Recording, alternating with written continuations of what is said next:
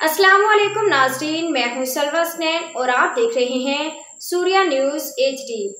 आइए नजर डालते हैं आज की अहम खबरों पर। शिकारपुर रिपोर्टर अल्ताफ अली जोगी। शिकारपुर बचाओ तहरीक की जानिब से पुरअमन एहतजाजी कैंप।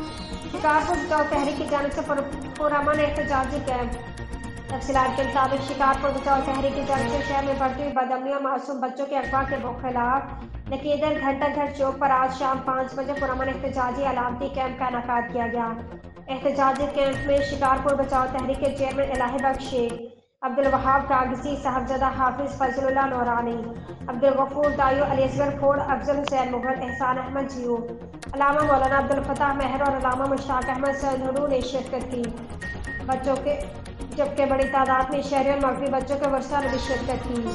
एहतजाज के दौरान नकीदर थाने की हदूद में ज्यादा का निशाना बनने वाली 12 साल मासूम बच्चे इस्माइल अख्तर एहसान अली राहड़ी के वाक़े पर भी तवज्जो दिलाई गई और इंसाफ की आवाज उठाई गई।